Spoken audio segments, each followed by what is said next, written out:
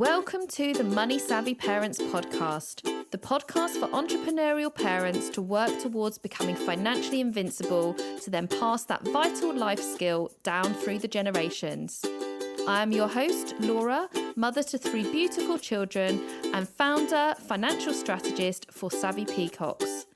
Each week, we'll be delving into a new money topic to get you and your family more money savvy. Let's remove the taboo from money together.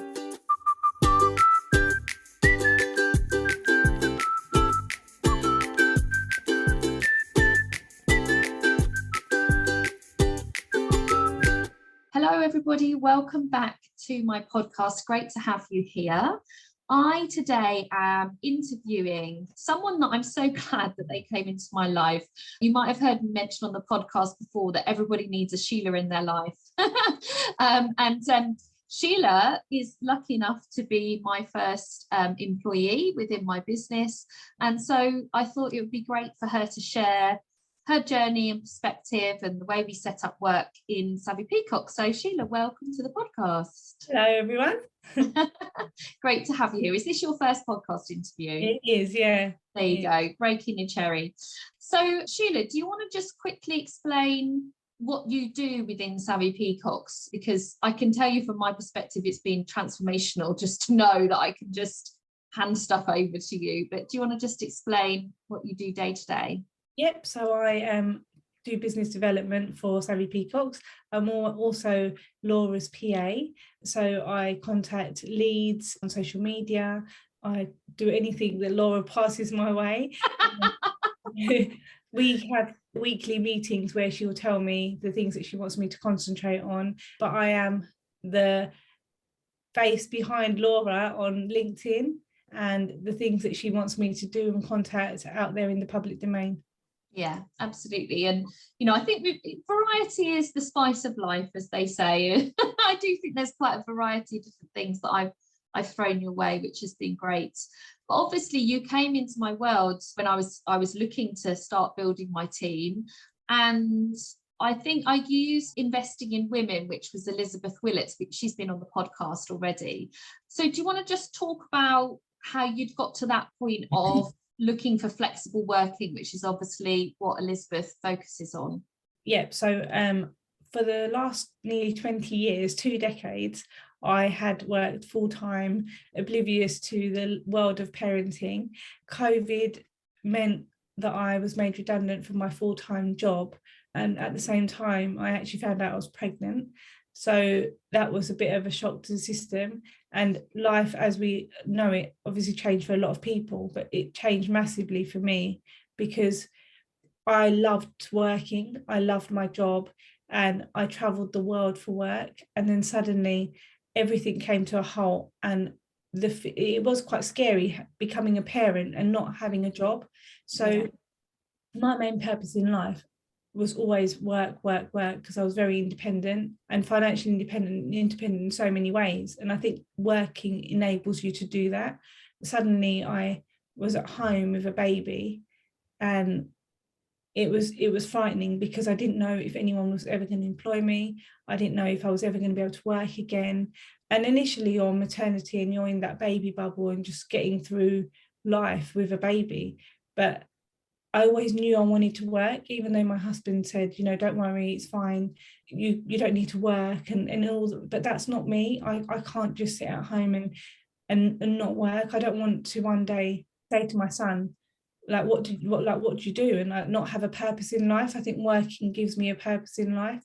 So I did do a temporary job where I was working for a logistics company, and I absolutely hated it. And I really hated it. The only reason I did it was because I'd worked for them while I was pregnant. So I was contracting for them. And then after I had the baby, they said I can go back. And after I had the baby, it was awful. It was just not something I wanted to do. And I was compromising. I only worked there for 5 weeks and decided that it wasn't for me. I didn't have a job to go to. I just knew, even though I wanted to work, I couldn't work there. Do you think, though, that your priorities shifted at that point? It was like, I want to work, but I only want to work if it's something I enjoy doing, because the time I'm working, I'm away from my child. And Yeah. truth be told, I would prefer to be with my child than be in a job that I hate. Yeah, I absolutely hated it, and it was paying really well as well, but it was just, I was away from my baby. He was so young, I was still breastfeeding, and I just, every day I just thought, I don't want to do this. So I made the decision to hand in my notice, which I've never done, because my first job I worked for 12 years. My second job I worked for over 5 years. So for me to hand in my notice after 5 weeks was a big thing for me, for making the decision to leave a job. And then I come across Elizabeth Willits and this flexible working, which I never knew existed.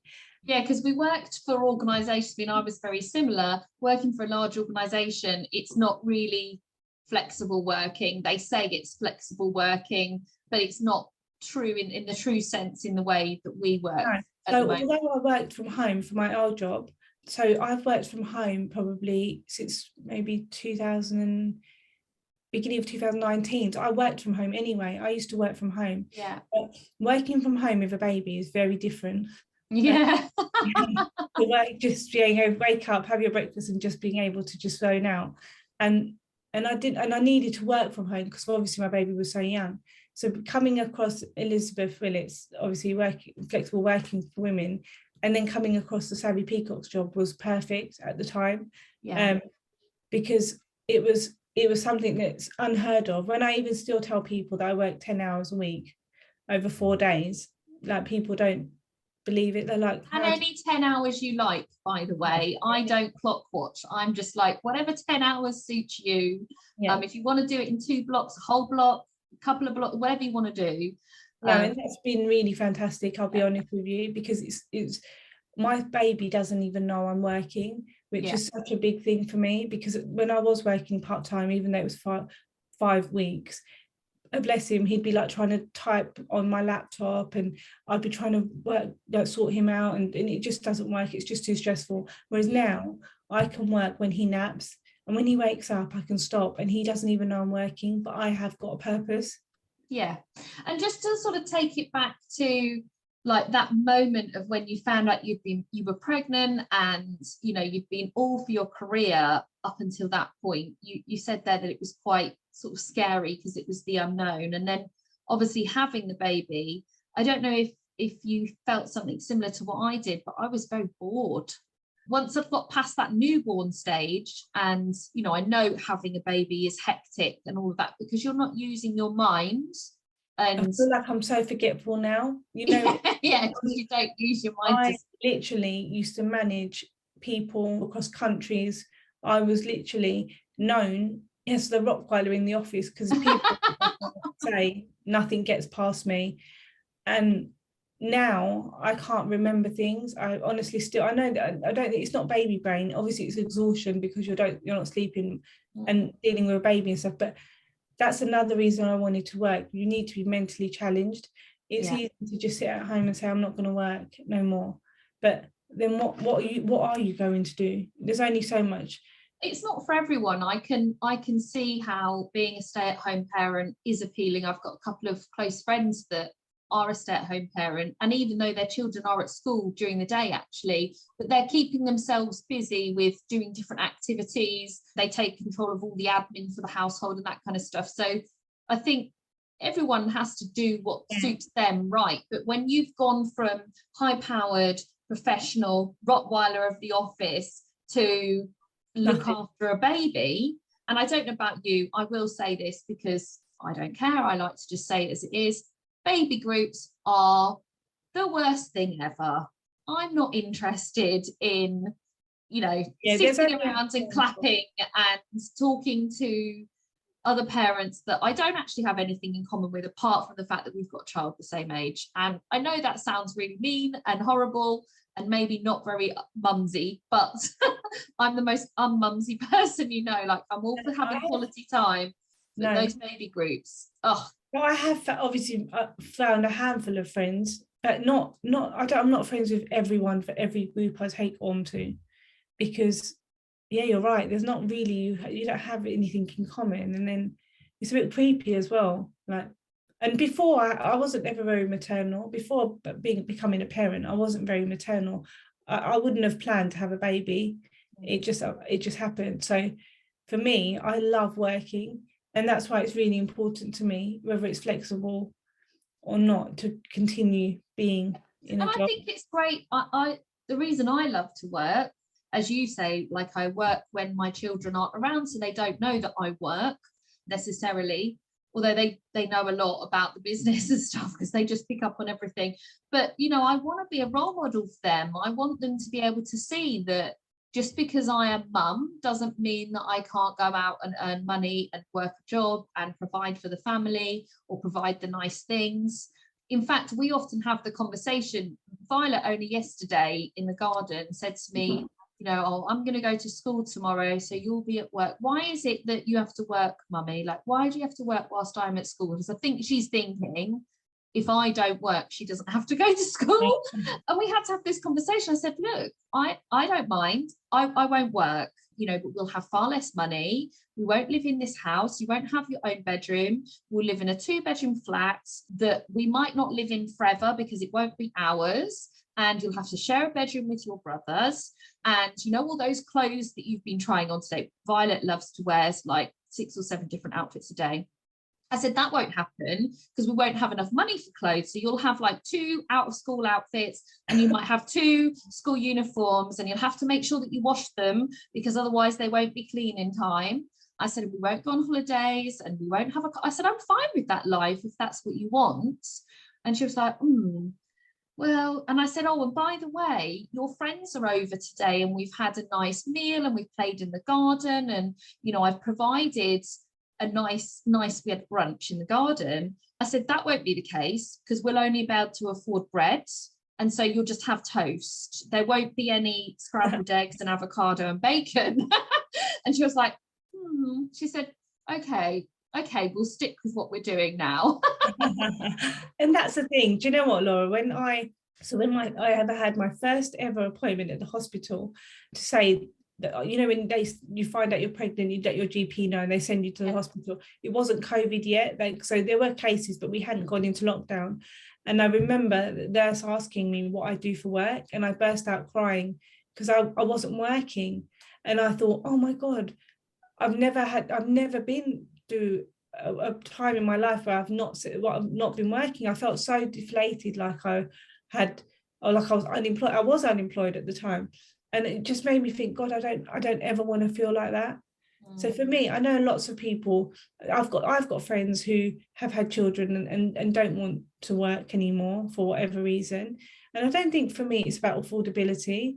I think for me it's about having a purpose and being able to learn. And I think every day, everything you do, you're learning, and you learn a lot from working and just having challenges in life generally. But working gives you so many more opportunities in my perspective. You mentioned previously about being financially independent, and I know we've talked about this quite a lot. This was obviously like a massive tick in the box when I was interviewing you. Obviously you don't have to share details, but just sort of give an overview as to why that has been so important to you from a young age, and maybe how it's been, it's almost been instilled in you, hasn't it, as it being a priority. Yeah, so obviously I come from a family who my parents have had business most of their life. They're retired now. So I've always grown up with my mum and dad being self-employed and not PAYE.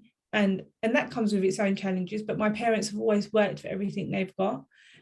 And then when I went on to university, I'm not going to lie, I did a subject that looked great on paper, but in actual fact it wasn't what I wanted to do. And I think that's the same for a lot of 18-year-olds, a lot of people. Yeah, it's early, isn't it? Yeah, they don't really know what they want to do. But I went to one of the best universities in the country, but I realized I didn't enjoy the subject. So when I started working, I at the back of my mind thought, oh God, this is not how I planned my life. I wanted to go to university and get a degree, but I was able to do a job where I was able to save enough money to start investing, but at the same time my company paid for me to do an open university degree as well, right, which doesn't happen for a lot of people, but it did for me, luckily. And we're talking 20 years ago. So I was able to be in employment and save money to do something as a goal at the same time as studying. So I actually didn't finish studying. So I still studied until 2015. I was still studying till 2015. And one day my mum said to me, you need to stop studying because you're working Monday to Friday, and in the evenings or weekends you're just studying. You need to go and find yourself a boyfriend. I wasn't like interested. I just wanted to, I think it's so important to learn. I just wanted to academically do so much because I felt like I hadn't done what I was supposed to do. But at the same time, I was financially independent.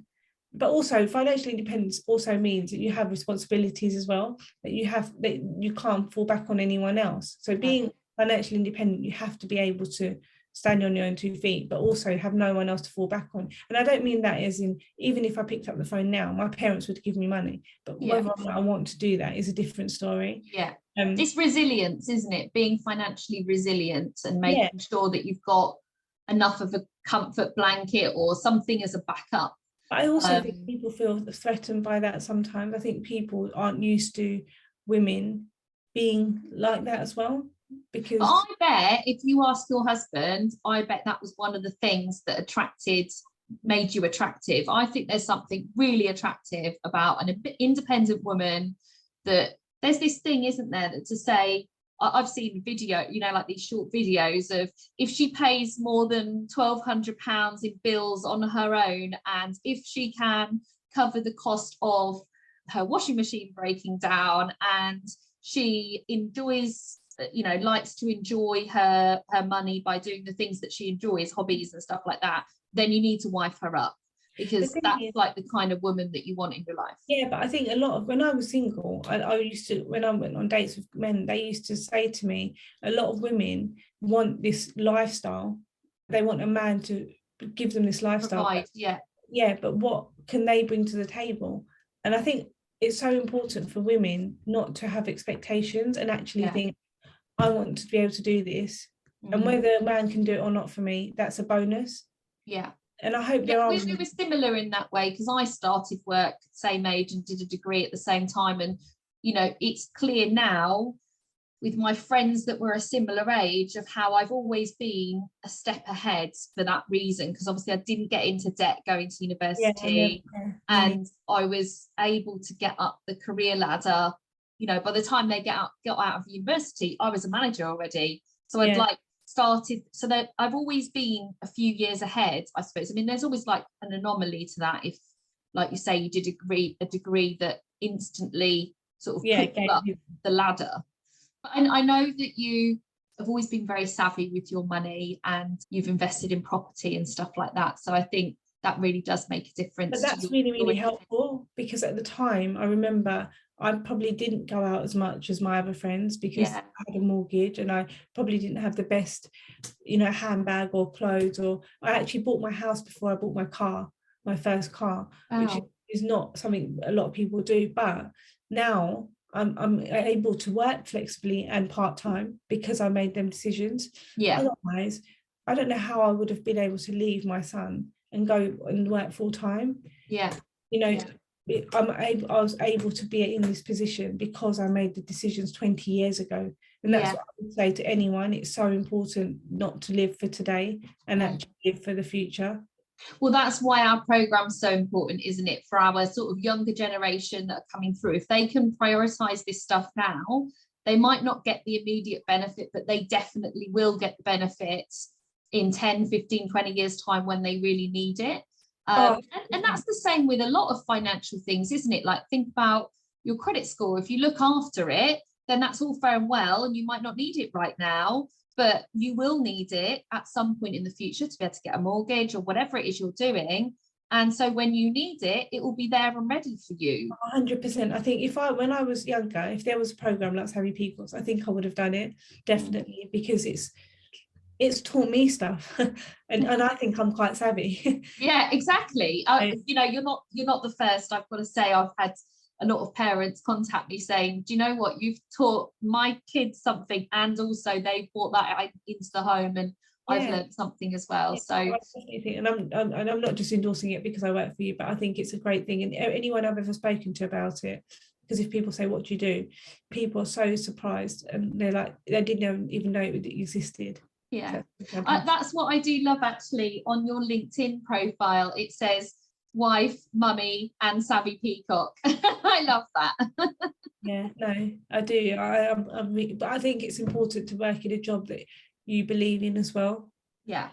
And I've said to you from the very beginning, I think within a few months of working with you, that the reason I employed you was because it was clear that I could just give you stuff and you would just eat it for breakfast and get it done. I know you take great pride in what you do. And also I wanted someone that could grow with the business and like be the first one until we get to our 10, 15, 20, so that you're like my number two, basically. Like you're well integrated into the business, and that's the vision.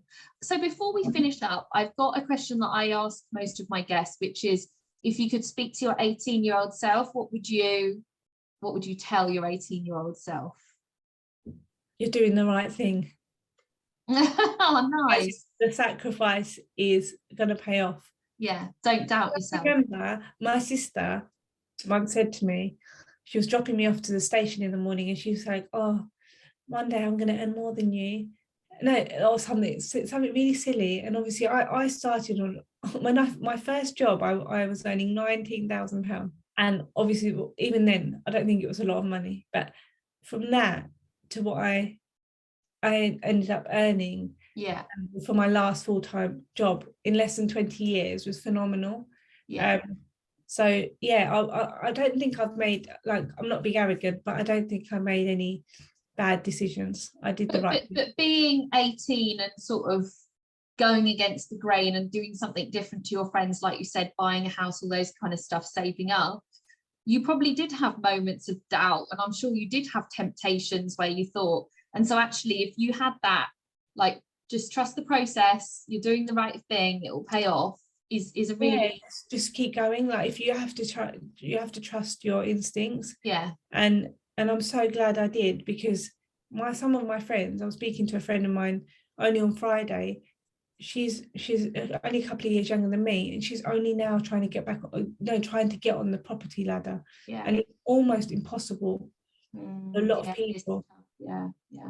By the way, I think 19,000 a year is quite good for your first job. My first job in the bank, I earned £11,000 a year, which was £850 a month. You know, like, you never forget, do you, your first salary? But obviously that would have been like minimum wage back then. So but I worked in central London, and I think that would have made a difference. So I worked in London. I think that would have made it, because I didn't work locally. I was in a sleepy little town called Buckingham, which is like tiny. So I've always worked in London, so I think that obviously helps. And I would say, I know everyone wants to work in London, but if you're gonna start somewhere and you're 18 and you've got no commitments, then definitely travel into London and commute, because that will help you with your career. I love working in London. I love those days, and I would agree, it definitely excelled my career. It's just a different level, isn't it, of employment. So well, Sheila, it's been great to have you on the podcast. Thank you so much for sharing and being open. I would normally say, where can people find you? But I don't want anyone to find you, because I want to keep you all to myself so that nobody can try and steal you. But I think the moral of what we've talked about here is that there are professional women that have maybe had a big, bright career in the past, have accepted that they want a different type of working pattern now that they've got a family. They've still got so much they can give. So if you can provide flexible working, and you can sort of really drill into those skills like we do with you, then you know they're a great asset to your business. Because I've basically got someone here that, you know, had a great career, needs to just have a change of direction whilst she's growing a family, and you know, one day will be an integral part of this business as we grow it. So I'm so pleased I found you, and I always say everyone needs a Sheila in their life. Oh, thank you, Laura. Thank you for everything. Thanks. I hope whatever you're up to today, you have a great day, and we look forward to having you listen back on the podcast another day. Take care.